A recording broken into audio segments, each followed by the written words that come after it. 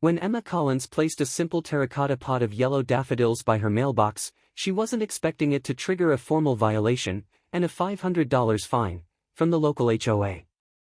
The pot was small, no taller than her shin, chipped near the rim where it had once clinked against the side of a flea market crate. Its color was worn into a warm rust hue, and it held just enough soil for the bright daffodils to sway with personality in the March breeze. Emma had set it there with quiet care, thinking of her mother, who'd always said daffodils were nature's optimists. Spring was just beginning to rouse in Maple Glen, North Carolina. Dogwoods were budding in careful whites and soft pinks, and porches along the cul-de-sac had started sprouting pastel wreaths and faux rustic garden signs, most of them identical, courtesy of a seasonal flyer Karen had mailed out last month. Emma's yard stood out, not for its grandeur, but for its intimacy. Wild violets poked through her walkway edges. A handmade wind chime clinked lazily by the porch. The daffodil pot, she thought, added just the right note. That notion lasted precisely 2 days. She noticed the envelope as she stepped outside with a cup of coffee, the kind of morning ritual her mother once called blessing the day before it talks back. The envelope was neon orange, a hue more suited to roadside hazard than neighborly communication. Notice of violation, it read in thick block font. Tucked into the mailbox and sealed with official HOA tape. Emma opened it at the porch table.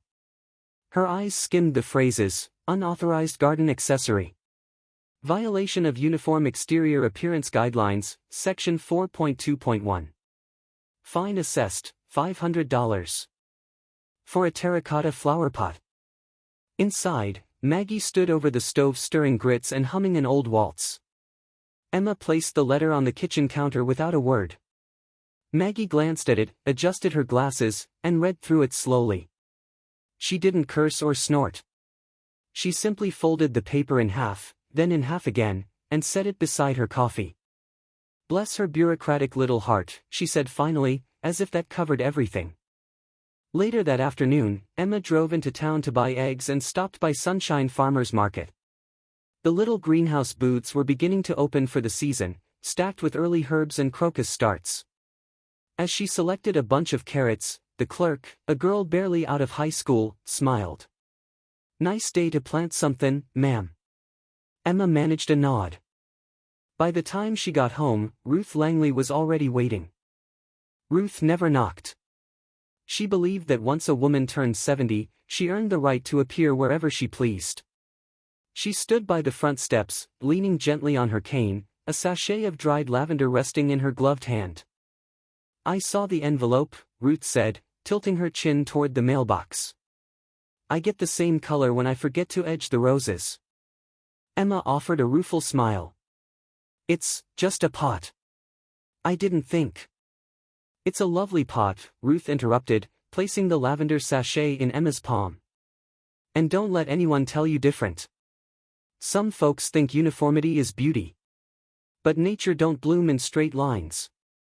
They stood there together for a while, watching the daffodils nod gently in the breeze. After Ruth left, Emma sat on the porch with the violation letter. She traced its printed lines with a finger, then looked over at the garden gloves she kept hanging on a nail by the door, her mother's, still stained from last year's marigolds. Something about the fine felt more personal than practical. Not just an HOA regulation. A rejection. Over dinner, Emma pushed her meatloaf around her plate. Maggie eyed her but said nothing. "They want me to pay $500, Emma said at last.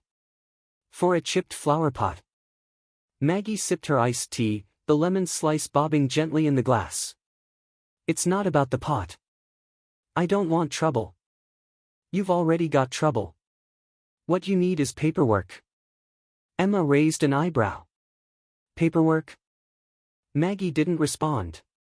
She stood and left the table, her slippers padding softly down the hallway.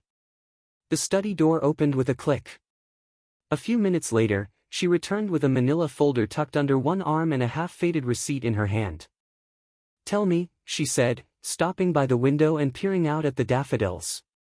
"Did you keep that receipt?" Emma blinked. "Yes." Maggie smiled. "Good. You'll need it." Emma's daffodils appear again, this time in the HOA's monthly newsletter, under a photo captioned, "Decorative Deviations."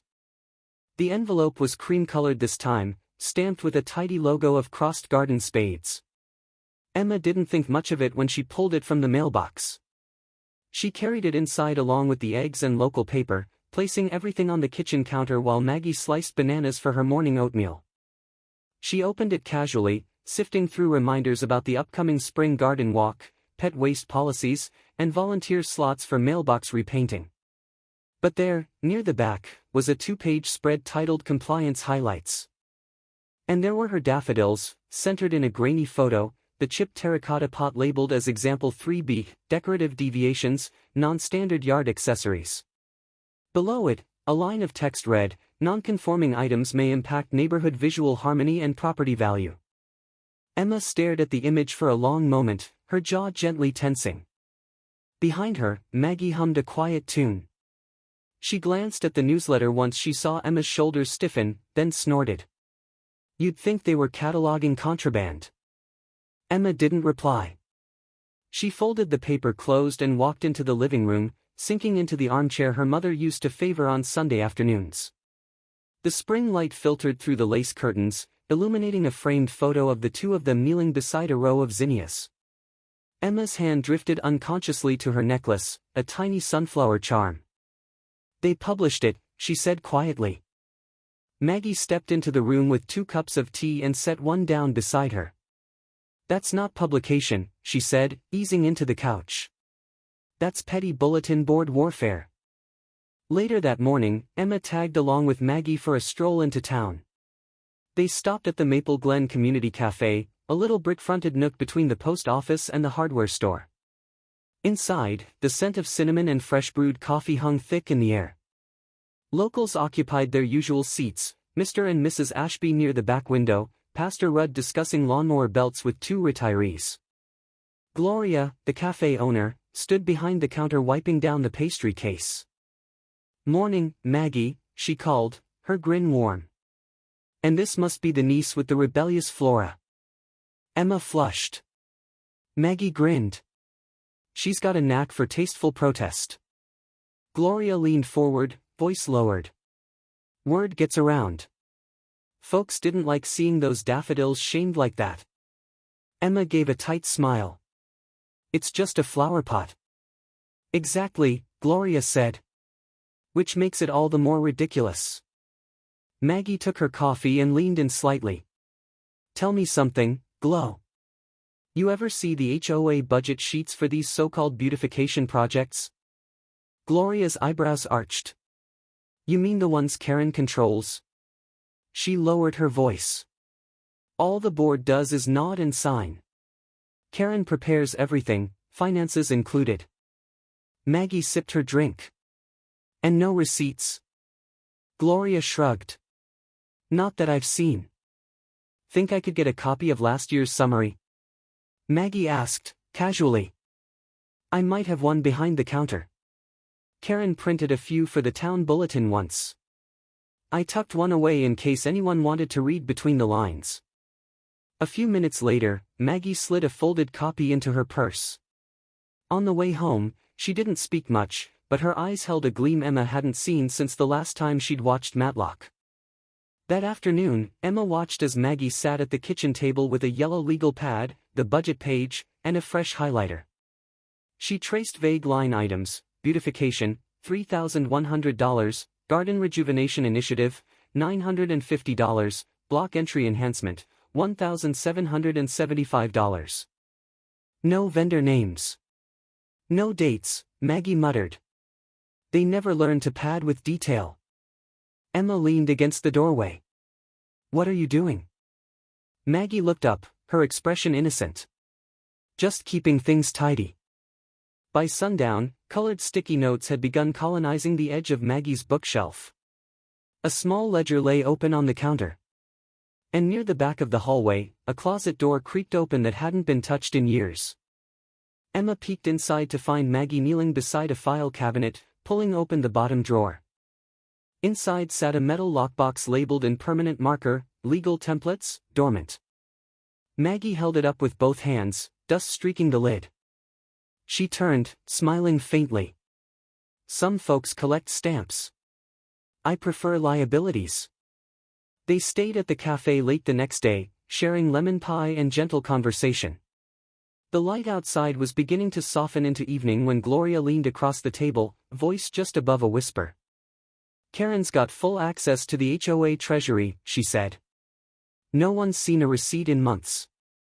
Karen receives a letter by certified mail, an official request to mediate a dispute concerning the HOA fine for a flowerpot. The envelope was crisp, cream-colored, and bore the confident black stamp of Maggie's old office printer. It smelled faintly of legal toner and lemon-scented file drawers. At the town post office, Maggie stood with her reading glasses perched low and the form already filled out, the clerk stamping it with a soft thunk as Emma watched nearby, clutching 2 postcard stamps and a pack of flower seeds she didn't need. You sure you want to send it certified? The clerk asked, sliding the envelope toward the scale. Maggie didn't flinch. Oh yes. Certified says, I see you. Regular mail only whispers. Outside, the March breeze lifted Emma's hair as they walked back to the truck. Maggie drove with one hand on the wheel and the other tapping her pen against her thigh. Back at home, the kitchen smelled of warmed citrus and old books. Maggie placed the receipt for mailing into a green folder labeled HOA, dispute, and slid it into the corner of her desk with the grace of someone returning a sword to its sheath. Emma peered through the front window later that afternoon, her tea cooling in her hands. Across the street, Karen opened her mailbox in a tailored lavender tracksuit, her expression unreadable until she caught sight of the green and white slip. Certified mail. She paused, pulled it free, and stood still a moment too long. From behind lace curtains, Emma saw her mouth twist ever so slightly. Then the front door opened with a bit more force than necessary. When the paper shows up certified, Maggie said behind her, having appeared silently with a fresh glass of iced tea, the bluff is over. That night, dinner was quiet. Maggie sliced into baked chicken while Emma sifted through a thick folder of HOA documents now spread across the dining table. The bylaws had been printed on paper so old the ink bled slightly at the edges.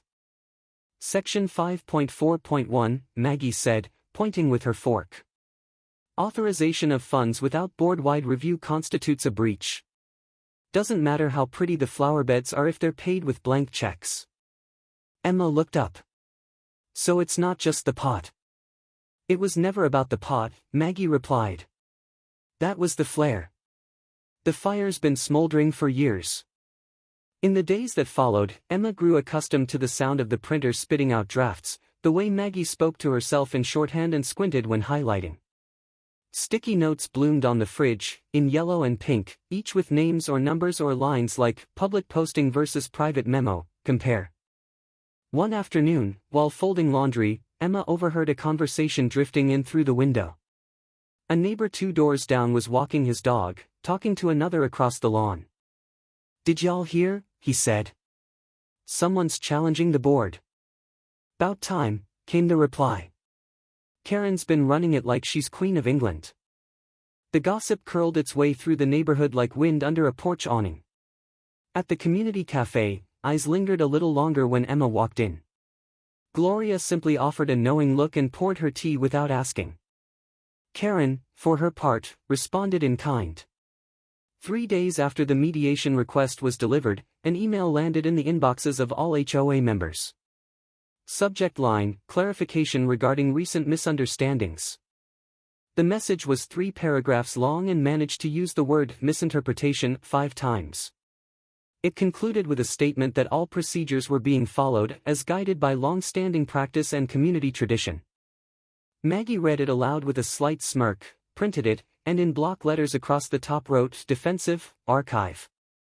Emma said nothing, but she quietly opened a drawer and added a new folder, responses.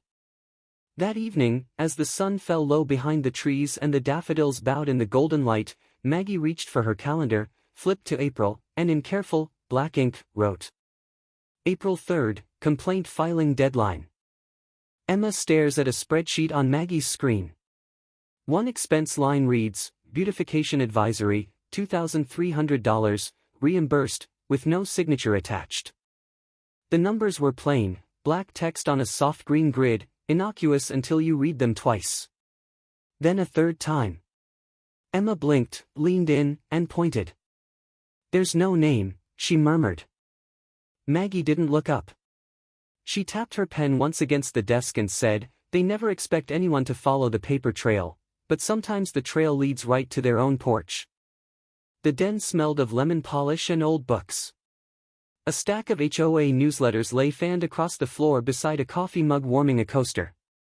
Maggie sat cross-legged in front of her laptop, entering line items from crinkled documents into a digital tracker with the steady rhythm of someone dusting for fingerprints.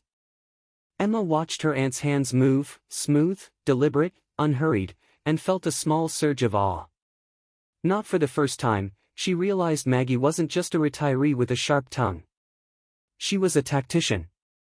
Beautification advisory had been listed 4 times across the budget summaries, always different amounts, always reimbursed, never attached to a person or vendor. Other entries were equally vague: spring prep, landscape reserves, enhancement disbursement. The language was gentle, almost decorative. But the math told another story.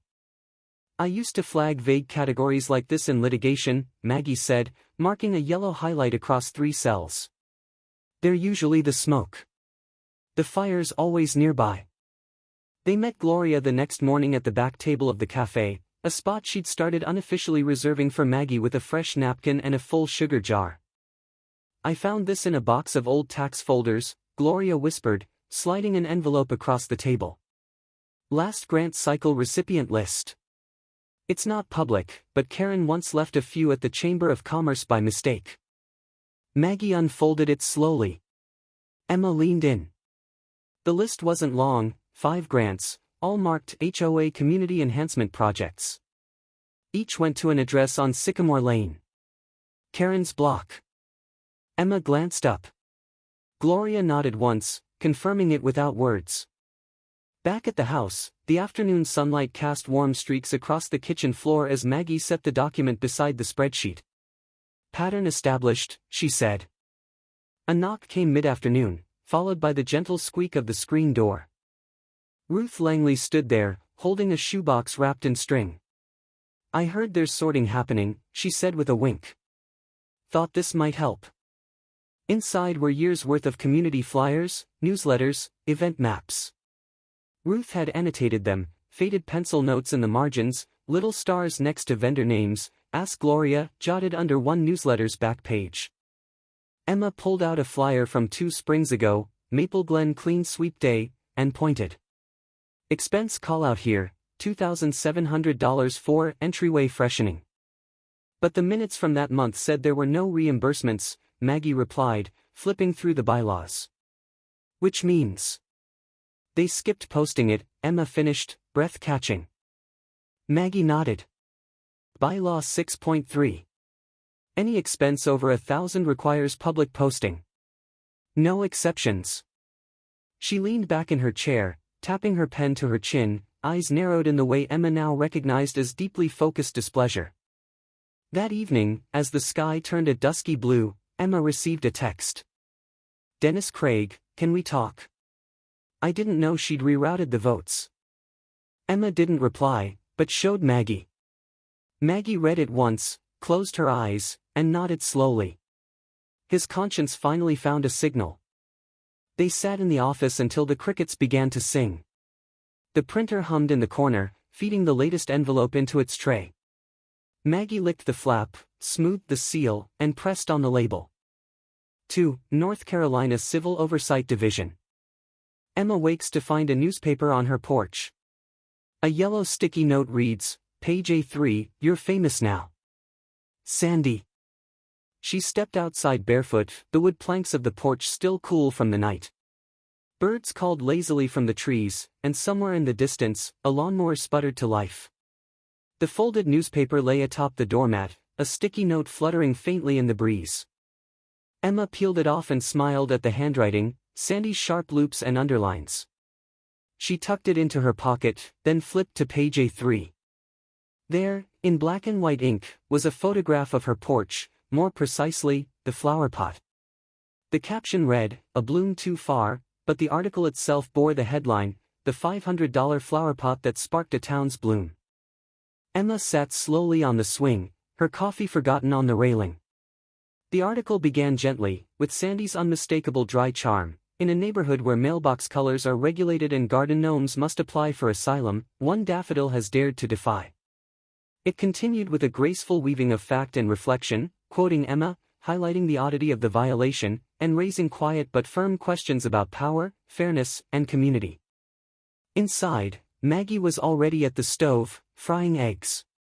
She raised an eyebrow when Emma held the newspaper aloft.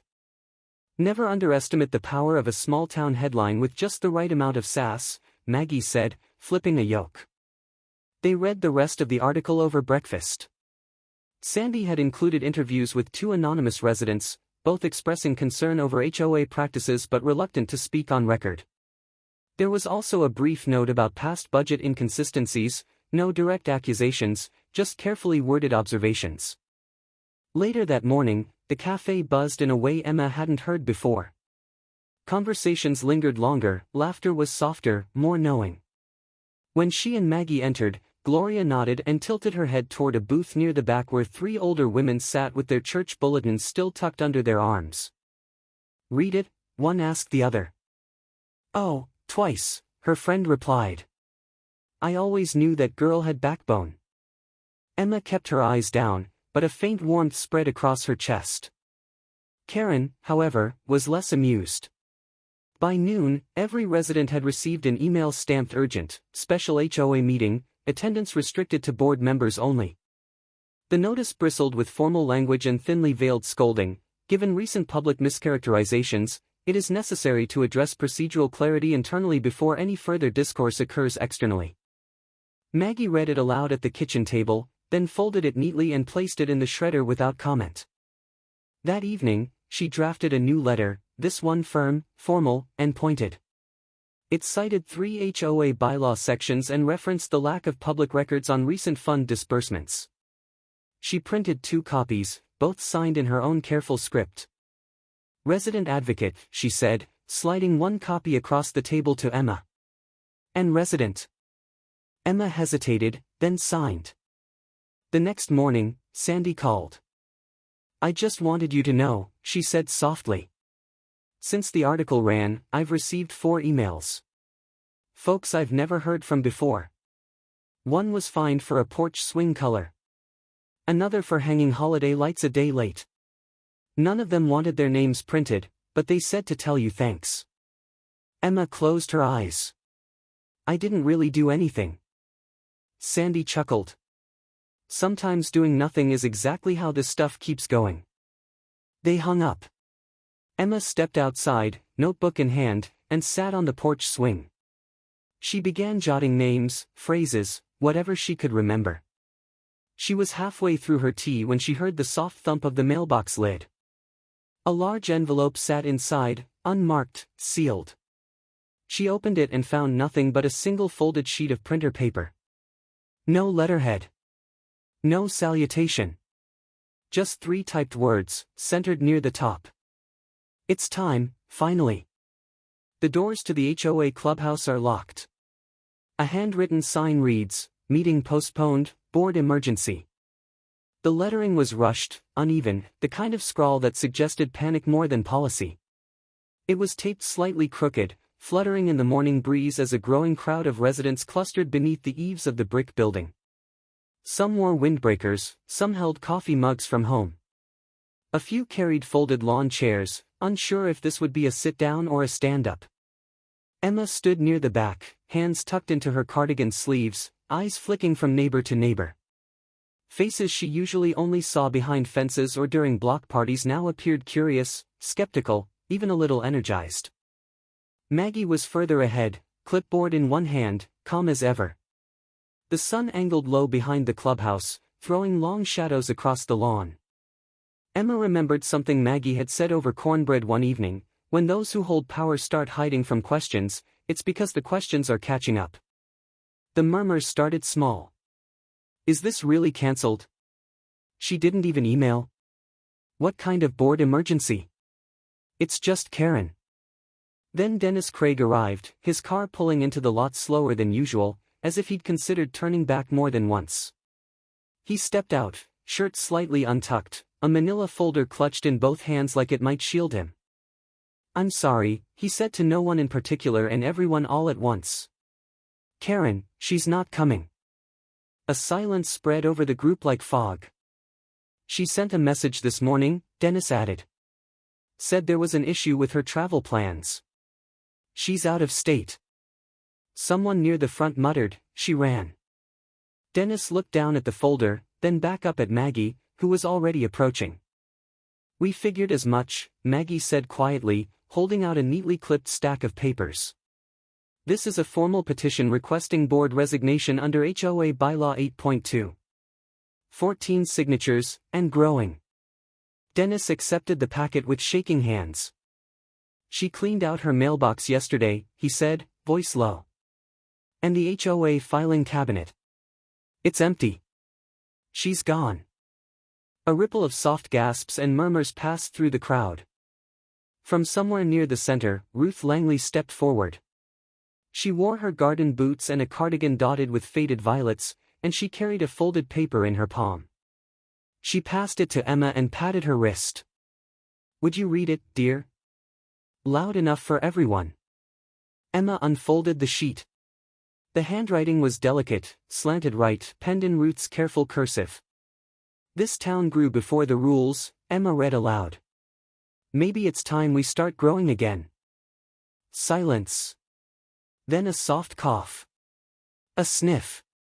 Someone clapped once, tentatively. Then twice. Then others joined in, not a celebration, exactly, but something close to agreement. Recognition. Back home, Maggie poured sweet tea into mason jars and passed one to Emma, who stood at the kitchen sink looking out at the porch. The flowerpot was still there, daffodils a little taller now, a little brighter in the new light. "She cleared her files," Emma repeated. Maggie nodded. "When you stop defending your position and start erasing your record, you've already surrendered." Emma's phone buzzed against the counter. She picked it up and read the screen. "From Sandy, they've filed paperwork, HOA dissolution motion. It's happening. Only 5 people show up to Karen's final HOA meeting. She walks in with a folder, no makeup, and a stiff smile that doesn't reach her eyes. The clubhouse lights flickered on at 9:58 a.m., their yellow glow casting long shadows on the glossy linoleum floor. The folding chairs had been set up, though only half a dozen were occupied. Most residents hadn't bothered. Word had spread, as it does in towns like Maple Glen, not through official emails, but in cafe lines, post office chatter, and glances exchanged across driveways. Karen stepped in at exactly 10 a.m., wearing a slate gray pantsuit and carrying a navy blue folder clutched so tightly the corner had curled. Her hair was pulled into a limp bun, and her face was bare, unbuffered by the usual layer of blush and gloss. She nodded once to the 5 in the room, Dennis, Ruth, Maggie, Emma, and a neighbor named Paul who always seemed to show up for free coffee.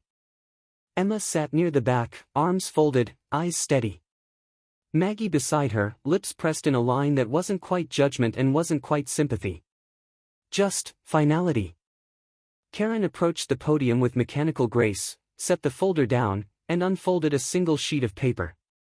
"This is my formal resignation," she said, voice flat, the words practiced.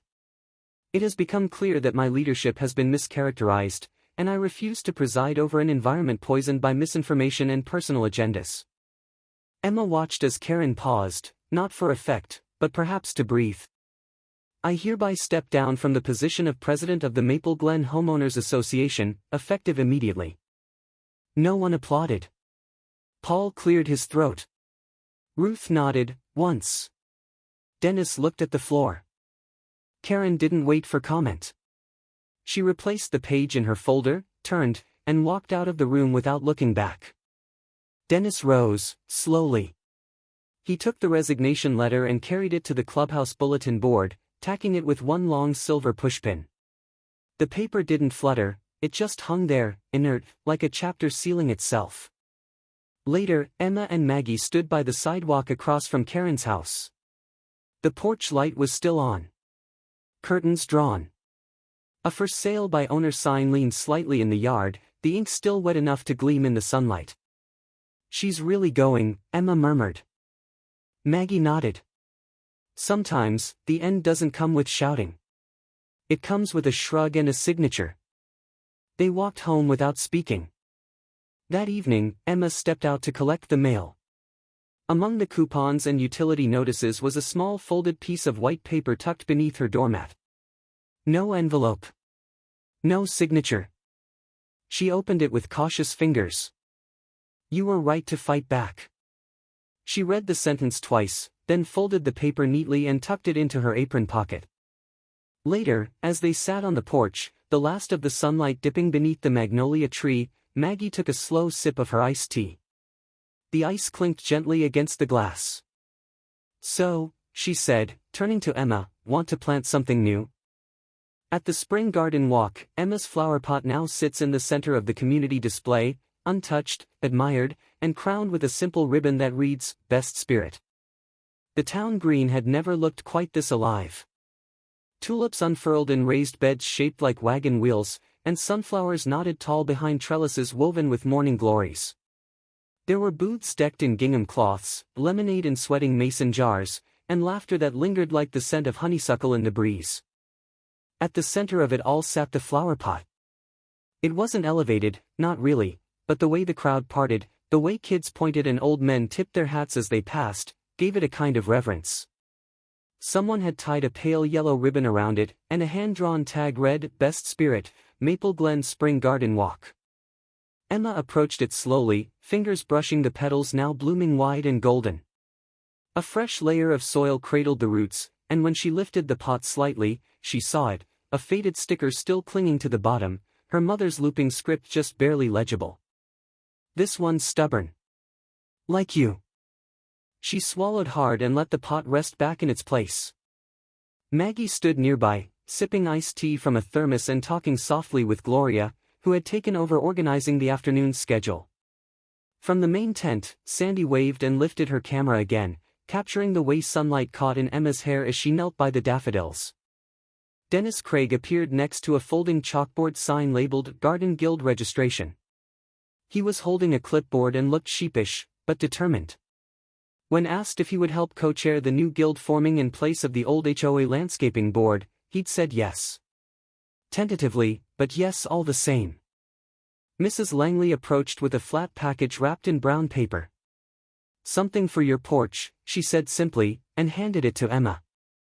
Inside was a framed photo, her mother kneeling in the old garden behind their first home, muddy gloves on, grinning wide. A border of pressed wildflowers lined the matting. "She'd be proud of what you watered," Ruth said. "And not just the plants." That evening, Emma returned home with the flower pot cradled in her arms. The porch had been swept, a fresh cushion added to the swing, and a new little pedestal, a short cedar stand Dennis had left earlier, sat to the right of the steps. She placed the pot gently on it, adjusting the angle just so the blossoms caught the light. A girl from down the lane wandered by on her scooter and slowed to a stop. "Is that pot magic?" she asked. Emma smiled. "Something like that." The wind picked up then, warm and soft. It carried the scent of mint and fresh soil, of lemon pie cooling in a neighbor's window, of spring unfolding exactly the way it wanted. Emma leaned on the porch rail, mug of coffee cradled in her hands. The town green hummed faintly in the distance, laughter, music, someone playing an out-of-tune guitar. A breeze rustled through the town green as neighbors gathered. Emma leaned on the porch rail, coffee in hand, and murmured, "Now that's how you prune a problem." The flower pot that once drew a fine now sits quietly where it belongs, a small but steady reminder that even the gentlest acts can grow deep roots. In Maple Glen, rules once used to control found themselves outmatched by patience, paperwork, and the quiet courage of neighbors who chose each other over fear. When power is misused, it takes more than protest, it takes persistence, community, and a little sunlight on the truth. Like a daffodil blooming through concrete, real change starts where no one thought it could.